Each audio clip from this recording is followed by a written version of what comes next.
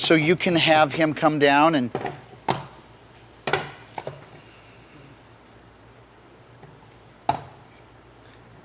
the hand, which in this case was just placed as a single arm, but it gives you the premise of what you can do if you had two. And I would sit in front of a mirror trying to find what the puppet can do. Not over moving it, but the weight of the character and where the joints are placed, as well as the string placement, will tell you the attitude. And you allow that to find the character. Everything is about possibilities. Now, as I'm moving him, I could say to myself, I think he needs more weight in his heels. So I would add weight in the heels for sure. If you'll notice that the eyes close again when I naturally lift the head up, and then the mouth is right here. That would be the mouth moving, that.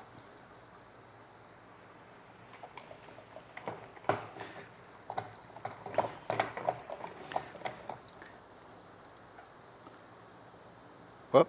Now see, the hand went too far. So what if I did it up here? There you go.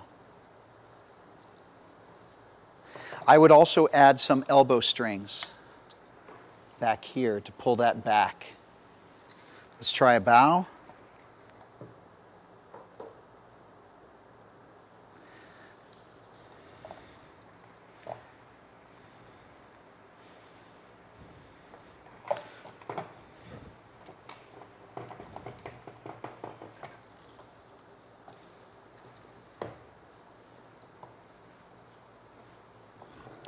And I also would add another ball in the neck so that the head isn't so close to the chest. I would give it some length in there. So these would be slight adjustments that I could do, and then put the strings on him as I see, and I would fill all the holes with the Bondo, and then I would finish the head.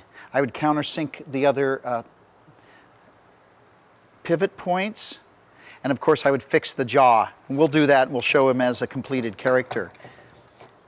The other part that you have to consider is when you cover him with the fabric, it's going to change the movement.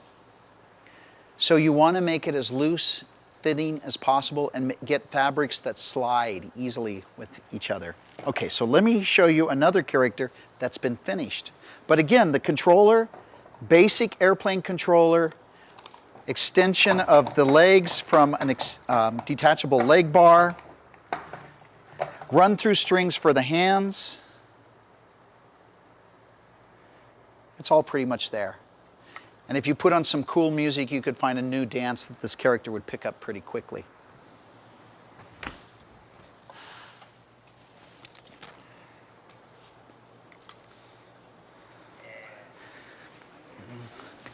This is a combination of the two controllers that I was talking about. If you'll notice, it's at a 45-degree angle.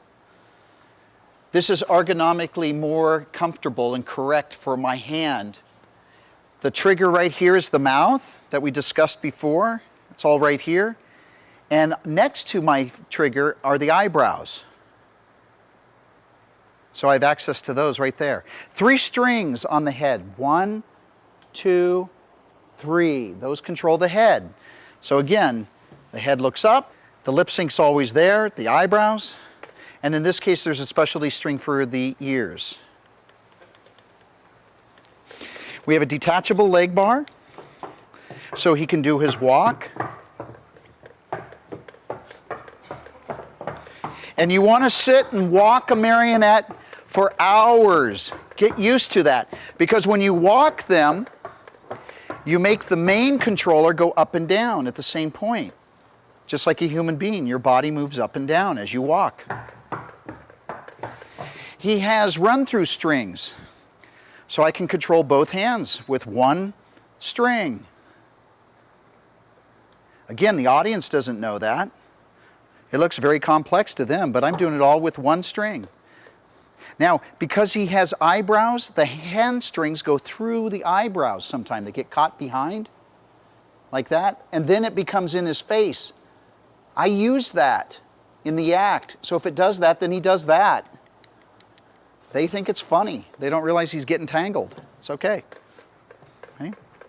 He does the one point where it's Beyonce, and she's singing, you know, put a ring on this, and she says, put your hands up, and he goes like this. And then the little dance all starts from there. And again, this is me practicing in front of a mirror for years. And the puppet will tell you what it can do. Now, there's a special string on this leg bar. That does the extender for the leg, so I can have him go into splits.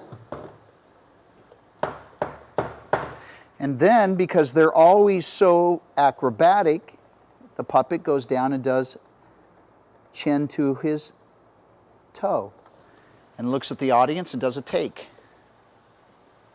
And then stands up and then goes into the ears. This was all through discovery. I didn't have a routine written, I just made it up over years of doing it. And again, while I was a kid, at the age of 12, I'm sitting in front of a mirror practicing with a marionette for hours on end while everybody else is out playing baseball or sports. This was my thing. I never knew it was going to be a profession, but it started at the age of 10, and by 12 I was doing shows. It's fun. It really is.